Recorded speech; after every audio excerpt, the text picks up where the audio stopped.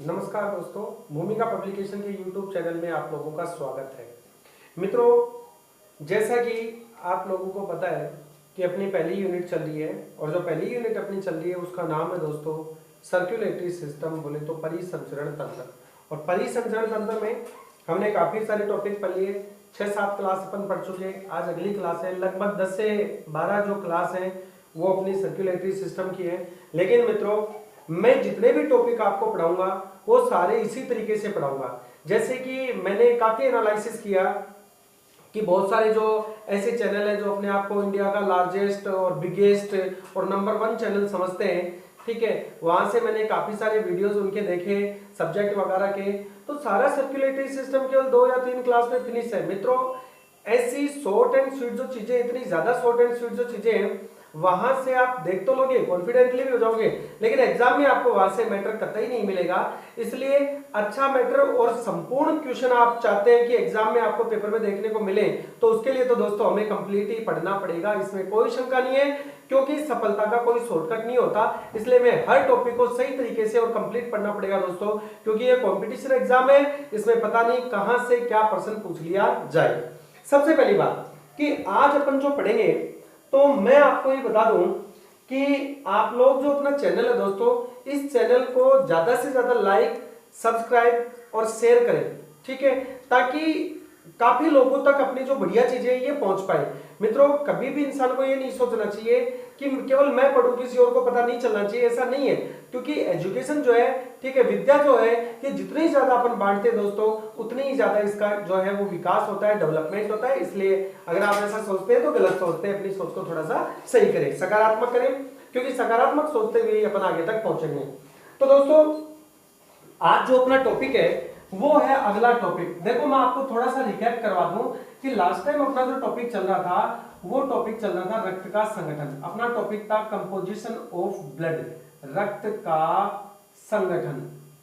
और एक चीज और मैं आपको बीच में ही बता दूं कि वो स्टूडेंट जो मेरे वीडियो, क्योंकि सारे की सारी वीडियो क्लासेस में नंबर वाइज डाल रहा हूं, ठीक है, तो जो स्टूडेंट इनको पढ़े वो बीच में से नहीं पढ़े।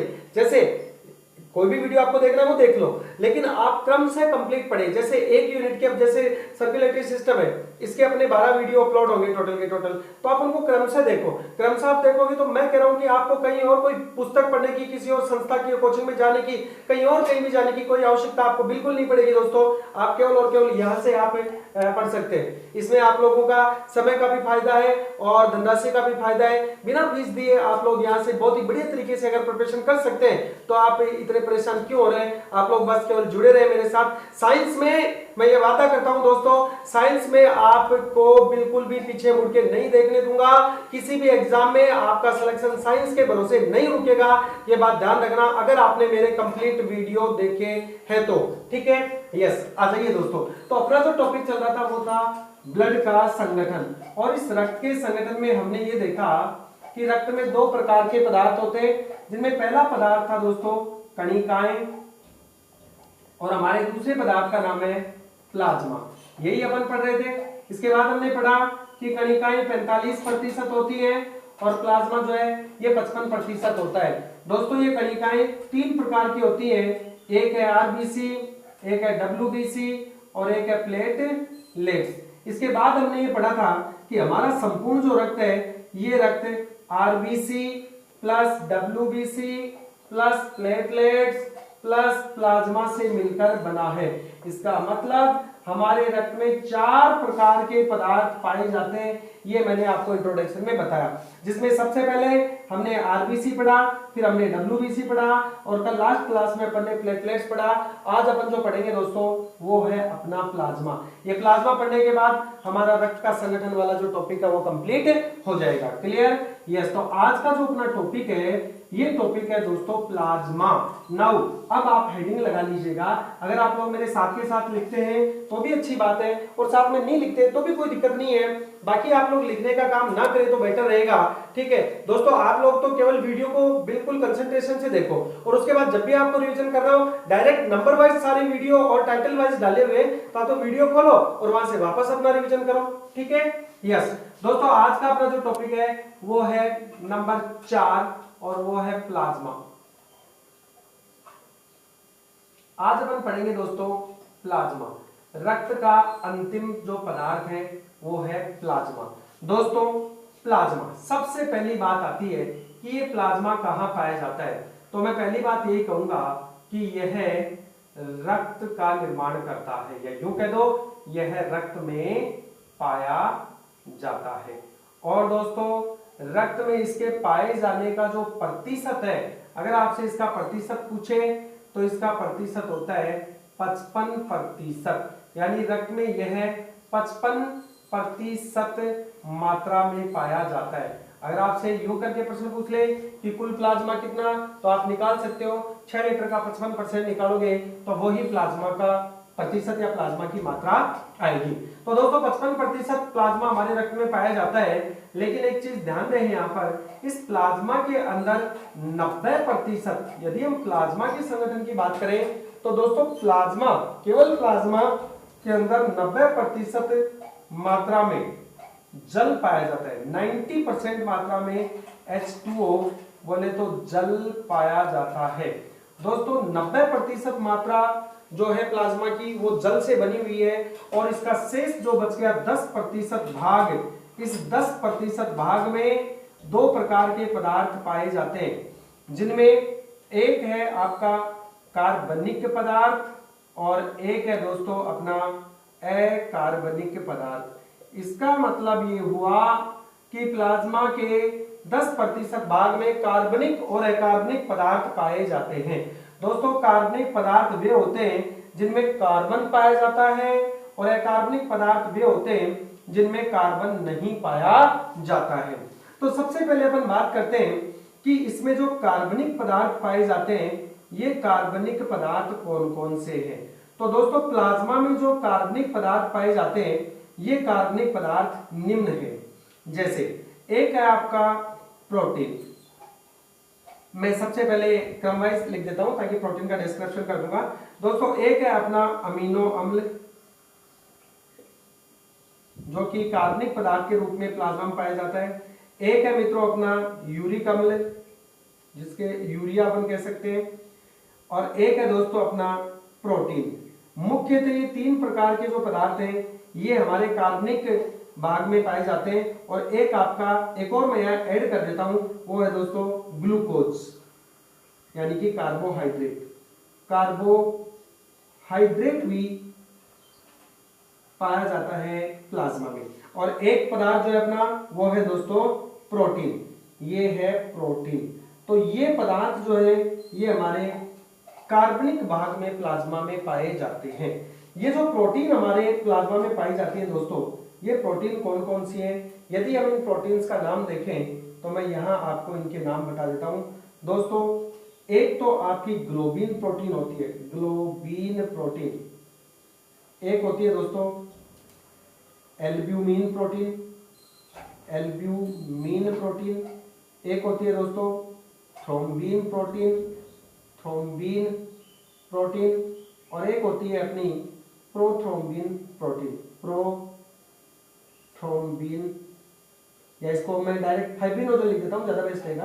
Fibrinogen, fibrinogen protein. बहुत ही इंपॉर्टेंट पर्सन मैं यहां से बताऊंगा, जरा ध्यान देंगे। दोस्तों हम बात कर रहे हैं कि हमारे प्लाज्मा के कार्बनिक भाग में क्या क्या पाया जाता है। तो प्लाज्मा के कार्बनिक भाग में अमीनो अम्ल, यूरिया, कार्बोहाइड्रेट और प्रोटीन पाई जाती है। जो प्रोटीन हमारी प्लाज्मा में पाई जाती हैं वो है globin protein, albumin protein, thrombin protein और फाइब्रिनोजन प्रोटीन। दोस्तों ये फाइब्रिनोजन और थ्रोम्बिन प्रोटीन जो है ये रक्त का थक्का बनाने में सहायता करती हैं। मैं बता दूं मित्रों आपको यहाँ से बहुत ही इंपॉर्टेंट बात मैं आप लोगों को बता रहा हूँ, ध्यान दें। और इंपॉर्टेंट बात यह है कि हमारा जो प्लाज्मा होता है, इस प्लाज्मा में 200 से 300 ग्राम, 200 से 300 ग्राम जो है वो क्या पाई जाती है दोस्तों, 200 से 300 ग्राम प्रोटीन पाई जाती है। यस, सबके बढ़िया कमेंट्स आ रहे हैं। प्लाज्मा में 200 से 300 ग्राम प्रोटीन पाई जाती है दोस्तों। और याद रहे यहाँ से, ये जो प्रोटीन है, इस प्रोटीन का यदि हम कार्य देखें तो प्लाज्मा में पाई जाने वाली जो प्रोटीन है, ये प्रोटीन ही हमारे रक्त को क्या प्रदान करती है, विस्कासिता प्रदान करती है। तो हमारी प्लाज्मा में जो प्रोटीन होती है, ये प्रोटीन ही ब्लड को, यानी हमारे रक्त को विस्कासिता, विस्कासिता, विस्कासिता का मतलब है विस्कोसिटी।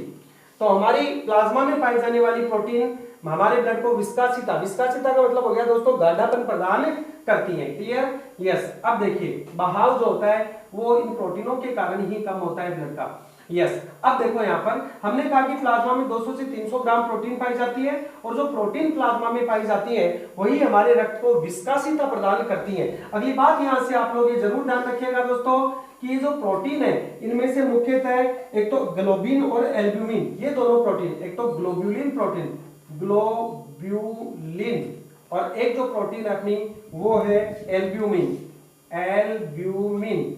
ये ग्लोब्यूलिन और एल्ब्यूमिन जो प्रोटीन है इन दोनों प्रोटीन का जो निर्माण होता है दोस्तों, ये निर्माण होता है हमारे यकृत में। प्रश्न पूछता है कि ग्लोब्यूलिन और एल्ब्यूमिन प्रोटीन का निर्माण कहाँ होता है, तो ग्लोब्यूलिन और एल्ब्यूमिन प्रोटीन का निर्माण यकृत में होता है। यस दोस्तों, यहां से आप लोगों को ध्यान रखना है कि अगर हमारा जो प्लाज्मा है इस प्लाज्मा में से फाइब्रिनोजन प्रोटीन को निकाल दिया जाए तो क्या शेष बचेगा या जो पदार्थ बचेगा उसे हम क्या कहेंगे।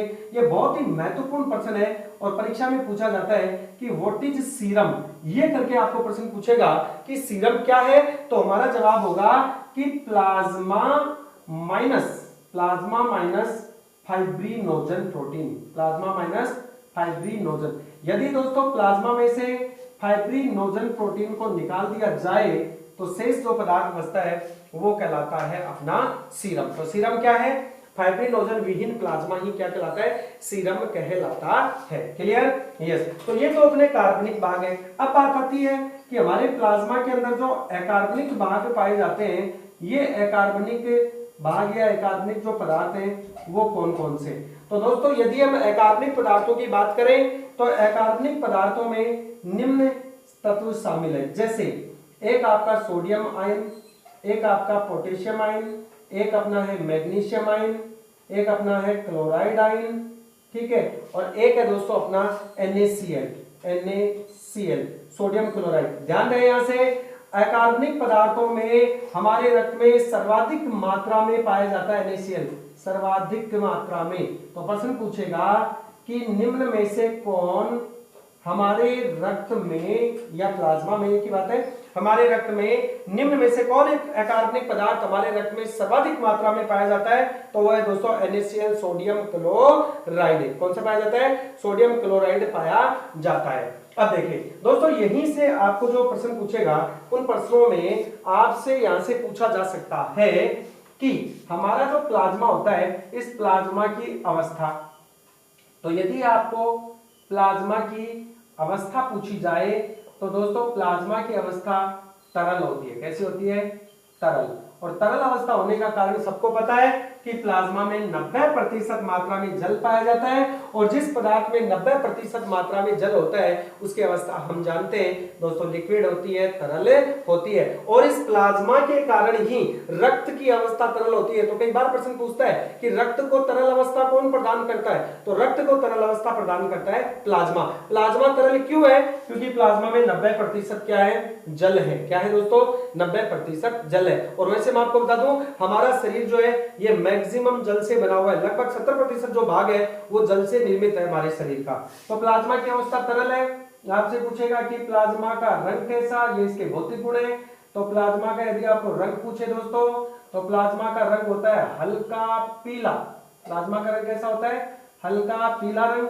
आपसे कहेगा इस प्लाज्मा का निर्माण कहाँ होता है, तो यदि प्लाज्मा का निर्माण आपसे पूछे तो ज्ञात रहे दोस्तों प्लाज्मा का निर्माण भी अस्थि मज्जा में होता है, लेकिन जिस अस्थि मज्जा में होता है उसका नाम है येलो बोन मैरो, बोले तो पीला अस्थि मज्जा। तो पीले अस्थि मज्जा में, पीले अस्थि मज्जा। तो यहीं से बात आती है कि प्लाज्मा का निर्माण, तो दोस्तों प्लाज्मा का निर्माण हमारी हड्डियों के बीच में पाए जाने वाले पीले अस्थि मज्जा में होता है। यस। अब आपसे प्रश्न पूछता है यहां से अगला जो बेहतरीन प्रश्न बनता है वो बनता है प्लाज्मा की प्रकृति।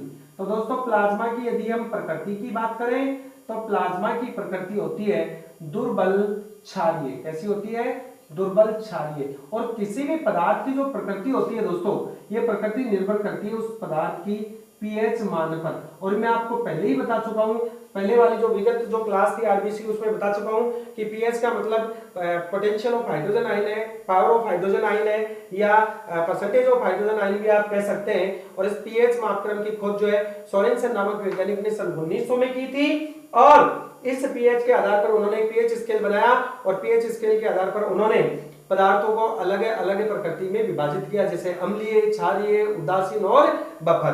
तो दोस्तों प्लाज्मा की जो प्रकृति है वो दुर्बल क्षारीय होती है, क्योंकि इसकी पीएच का जो मान है वो होता है 7.4 और 7.4 जो वैल्यू होती है दोस्तों ये दुर्बल क्षार में काउंट होती है, क्योंकि 7 से 14 के बीच वाले पदार्थ क्षारीय होते हैं और इसमें केवल क्षार का 0.4 गुना आया, 0.4 बहुत कम है, इसलिए इसको हमने दुर्बल शब्द से स्थापित किया है। अब यहां से बात आती है कि इस प्लाज्मा का संग्रहण कहां किया जाता है। तो दोस्तों प्लाज्मा का संग्रहण यानी स्टोरेज, तो प्लाज्मा का संग्रहण ब्लड बैंक में किया जाता है, क्योंकि यह ब्लड में पाए जाने वाला एक बहुत ही महत्वपूर्ण और अधिक मात्रा में पाए जाने वाला पदार्थ है, इसलिए प्लाज्मा का संग्रहण भी ब्लड बैंक में करेंगे। और जब भी प्लाज्मा का संग्रहण करते हैं दोस्तों तो प्लाज्मा के संग्रहण के दौरान एग्जिट करेंगे, इसमें से बाहर निकालेंगे किसको, जल को। जैसे ही प्लाज्मा में से जल को बाहर निकालेंगे तो प्लाज्मा में जल का 90% भाग है और 90% मात्रा जब बाहर निकलती है तो ये प्लाज्मा जो है ये टाल्क फॉर्म में आ जाएगा, पाउडर फॉर्म में आ जाएगा। तो ध्यान रखना, अगर प्रश्न पूछे कि प्लाज्मा का संग्रहण रक्त बैंक में या ब्लड बैंक में किस रूप में किया जाता है तो वो पाउडर के रूप में किया जाता है। और जब भी किसी रोगी को हमें प्लाज्मा देना होता है दोस्तों तो इस पाउडर में, प्लाज्मा का जो पाउडर है इसमें वापस से 90% अशुद्ध जल, डिस्टिल वाटर या शुद्ध जल मिला करके और इसको वापस से रोगी को चढ़ाया जाता है। क्लियर है बात? यस। तो ये था दोस्तों अपना प्लाज्मा। अब आप लोग जो है वो मेरे साथ साथ रिपीट करेंगे। दोस्तों ईमानदारी से एक बात कर रहा हूं कि अगर आप पूरे कंसंट्रेशन से मेरी क्लास को देखते हैं और साथ में जब मैं रिपीट करवाता हूं उस समय आप रिपीट करते हैं तो मैं कह रहा हूं कि आपको बिल्कुल भी दोबारा से पढ़ने की जरूरत नहीं पड़ेगी और कभी जरूरत पड़े तो भी आप वीडियो को दोबारा से देख सकते हैं। दोस्तों मैं हर शब्द का, हर लाइन का जो है वो बेस जो है वो आप लोगों को बताते हुए चल रहा हूं कि एग्जाम में कहां से, किस लाइन से किस प्रकार का क्वेश्चन बन सकता है। तो एक बार रिपीट करेंगे और मेरे सभी प्यारे दोस्त मेरे साथ साथ रिपीट करेंगे। ईमानदारी से आप लोग जहां भी बैठे हैं, घर पे बैठे हैं, जहां वीडियो देख रहे हैं वहीं पर आप मेरे साथ साथ बिल्कुल रिपीट करें। और मैं ये कहूंगा कि मुंह से बोल के रिपीट करें। कुछ लोग होते हैं जो केवल मन ही मन रिपीट करते हैं। दोस्तों बोलने से सारी क्रियाएं होती है, बोलने की, सुनने की, तो दो क्रियाएं एक साथ जब होती है तो हमें लर्निंग ज्यादा होती है। ठीक उसी प्रकार से जैसे एक तो कहानी को हम पढ़े और एक कहानी को हम सुने, तो जब हम कहानी को सुनते हैं ठीक है तो हमें जल्दी याद होती है। तो आप बोले मुंह से, तो मुंह से बोलेंगे तो आपको सुनेगी भी। तो बोलना और सुनना दो क्रियाएं होंगी, तो जो भी हमने पढ़ा है वो हमारे सेकेंडरी मेमोरी के अंदर जाएगा और हमेशा के लिए याद रहेगा। तो आइए दोस्तों रिपीट करते हैं। सभी लोग ईमानदारी से मेरे साथ रिपीट करेंगे, बोलेंगे मुंह से। यस। तो आज अपन बात करें दोस्तों किसकी, प्लाज्मा की। किसकी बात कर रहे हैं? यस, प्लाज्मा की। दोस्तों ये रक्त में पाया जाता है, बोलिए कहां पाया जाता है? रक्त में पाया जाता है। इसमें कितने प्रतिशत इसकी मात्रा होती है?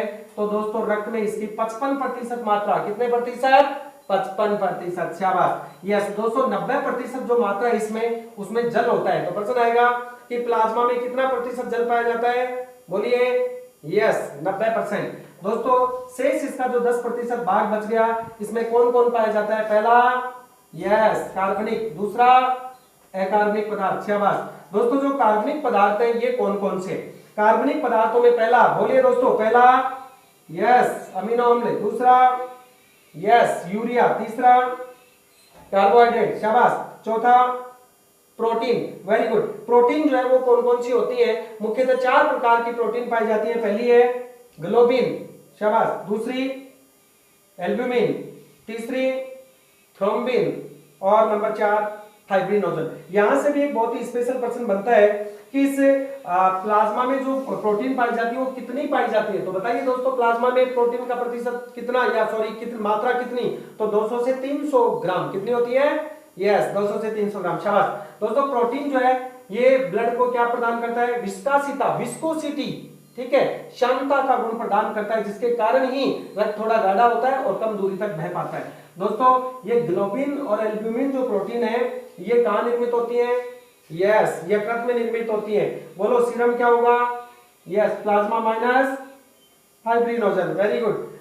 अब हम बात करते हैं कि जो हमारे प्लाज्मा में अकार्बनिक पदार्थ है वो कौन कौन से हैं। तो पहला अपना सोडियम आयन, बोलिए क्या है, यस सोडियम आयन। दूसरा पोटेशियम आयन, तीसरा मैग्नीशियम आयन, चौथा क्लोराइड आयन, और नेक्स्ट है दोस्तों अपना NaCl। कौन सा है दोस्तों, NaCl है। Clear, yes. यहां से मैं थोड़ा सा आपको बता दूं, इनके ऊपर +2 होता है, यस। तो ये जो है दोस्तों अपना, ये सारे के सारे जो हैं ये पाए जाते हैं अपने अकार्बनिक पदार्थ में, और एक पाया जाता है NaCl, और ये NaCl पाया जाता है सबसे ज्यादा मात्रा में। तो प्रश्न पूछेगा हमारे रक्त में प्लाज्मा के अकार्बनिक भाग में सर्वाधिक मात्रा में कौन पाया जाता है। तो सर्वाधिक मात्रा में जो पाया जाता है दोस्तों वो पाया जाता है अपना NaCl। कौन पाया जाता है, NaCl पाया जाता है। Clear, yes. हाँ, सभी लोग बिल्कुल ध्यान दे रहे हैं, मैं कमेंट्स यहाँ पे पढ़ पा रहा हूँ, yes. Okay okay, thank you सभी को, थैंक यू। हाँ मुकेश जी धन्यवाद, यस। आ जाइए दोस्तों, अब हम बात करते हैं आगे रिपीटेशन में कि प्लाज्मा की अवस्था कैसी होती है, बोलो तरल होती है। कारण क्या है, 90% पानी पाया जाता है। प्लाज्मा का रंग हल्का पीला, बोलो निर्माण का होता है पीले अस्थि मज्जा में, वेरी गुड। अस्थि मज्जा का होता है हड्डियों के बीच में। सबसे ज्यादा अस्थि मज्जा कौन सी हड्डी में, फीमर में। फीमर बोले तो जंघास्थि, सबसे ज्यादा अस्थि मज्जा है, तो रक्त का निर्माण भी सबसे ज्यादा कहां होगा, फीमर में, यस। दोस्तों प्लाज्मा की प्रकृति कैसी, दुर्बल क्षारीय प्रकृति। किसी भी पदार्थ की प्रकृति निर्भर होती है किस पर, उसके पीएच मान पर। तो बोलो प्लाज्मा का पीएच मान कितना, 7.4, शाबाश। प्लाज्मा का संग्रहण ब्लड बैंक में होता है, और प्लाज्मा को जब भी अपन संग्रहित करते हैं तो इसमें से पानी को बाहर निकाल दिया जाता है, जिससे प्रदूषित नहीं होता है और ये पाउडर के रूप में आ जाता है। तो दोस्तों ये था अपना आज का प्लाज्मा। आपके रिट एग्जाम में, पटवार एग्जाम में, आपकी एसएससी में, आपकी कांस्टेबल में, रेलवे ग्रुप डी, एनटीपीसी, अगर इन सभी एग्जामों में इस टॉपिक में से प्रश्न उठाएगा तो दोस्तों जो मैंने कंसेप्ट आपको समझाए, जो टॉपिक आपके सामने लाइनें मैंने लिखी हैं, यहां से बाहर प्रश्न जाने की संभावनाएं बहुत बहुत कम है, यानी कि आपको यहां से प्रश्न मिल जाएगा। लेकिन दोस्तों आप सभी लोग जो है वो अपने चैनल को प्लीज रिक्वेस्ट टू यू कि आप लोग इसको ज्यादा से ज्यादा शेयर, लाइक और सब्सक्राइब करें। दोस्तों अगर आप लाइक, सब्सक्राइबर और शेयर करेंगे इसको तो आपका पैसा नहीं लगना है मित्रों, घबराने की जरूरत नहीं है। आप लोग इसको ज्यादा से ज्यादा थोड़ा सा वो करें, ठीक है, ज्यादा से ज्यादा बढ़ाएं ताकि मेरा भी उत्साहवर्धन हो। जितने ज्यादा सब्सक्राइबर होंगे, जितने ज्यादा अधिक लोग ऑनलाइन आएंगे, उतना ही ज्यादा दोस्तों पढ़ाने का मजा आएगा।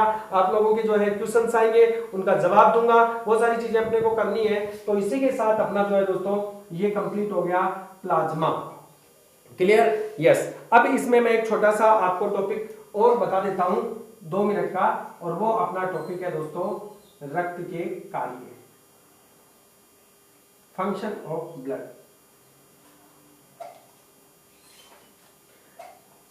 तो दोस्तों आरबीसी अपन ने पढ़ी, डब्ल्यूबीसी अपन ने पढ़ी, प्लेटलेट्स अपन ने पढ़ी, ठीक है। इसके बाद अब अपन ने पढ़ा प्लाज्मा। ये 4 पदार्थ हमारे रक्त में पाए जाते हैं, और इन चारों की डिटेल स्टडी के साथ कंप्लीट होता है हमारा रक्त का संगठन। और इसी रक्त का अगला एक छोटा सा जो टॉपिक है वो है दोस्तों फंक्शन ऑफ ब्लड, बोले तो रक्त का कार्य। दोस्तों रक्त के कार्य की हम यदि बात करें तो रक्त के कार्य में पहला कार्य रक्त का क्या है। दोस्तों रक्त का पहला कार्य गैसों का परिवहन करना। पहला कार्य ब्लड का गैसों का परिवहन करना, बोले तो ट्रांसपोर्टेशन। और ये किस किस का करेगा, O2 व CO2 का। तो ऑक्सीजन व CO2 का ट्रांसपोर्ट यानी परिवहन करने का कार्य किसका है, रक्त का, यस। इसके अलावा दोस्तों रक्त जो है रोगों से प्रतिरक्षा करता है, रोगों से प्रतिरक्षा। अब आप कहेंगे साहब रोगों से प्रतिरक्षा कैसे करता है, परिवहन कैसे करता है, पहले ये समझा दो। तो गैसों का परिवहन करता है, रक्त में आरबीसी होती है जिसमें हीमोग्लोबिन है जो O2 CO2 का परिवहन करता है, यस। ऐसे रोगों से प्रतिरक्षा करता है। तो रोगों से प्रतिरक्षा कैसे करता है, हमारे रक्त में डब्ल्यूबीसी है जो रोगाणुओं से लड़ती है, तो हम कह सकते हैं कि रक्त प्रतिरक्षा का कार्य करता है। घावों को भरने का कार्य करता है दोस्तों, घावों को भरता है। हमारे शरीर में जितने भी वुंड हो जाते हैं, घाव हो जाते हैं, उन सभी को भरने का कार्य भी किसका है, ब्लड का है, ठीक है। इसके अलावा पोषक तत्वों का वहन करना, अगला जो रक्त का कार्य है वो है पोषक तत्वों का वहन करना। जितने भी खाद्य पदार्थ है दोस्तों, आवश्यक पोषक तत्व जो हम भोजन के रूप में लेते हैं, उनको वहन करके कोशिका तक पहुंचाने का कार्य भी किसका होता है, हमारे रक्त का होता है। एक अगला जो कार्य 5वां वो है दैहिक तापमान का नियंत्रण।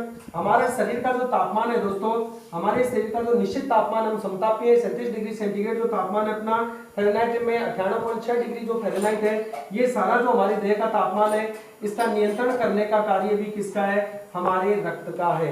अगला अगर अपन कार्य देखें तो वो है दोस्तों पीएच का नियमन करना।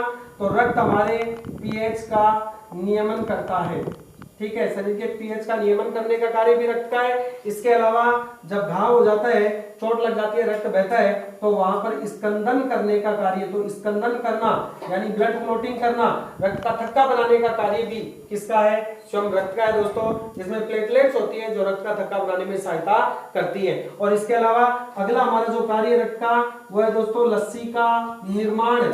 हमारे शरीर में लसिकाओं का जो निर्माण है, लिम्स का जो निर्माण है, वो भी कौन करता है? हमारा रक्त करता है। तो इसी के साथ ये थे दोस्तों हमारे रक्त के द्वारा किए जाने वाले महत्वपूर्ण कार्य। जल्दी मिलेंगे अगली क्लास में अगला टॉपिक लेके, तब तक के लिए धन्यवाद दोस्तों।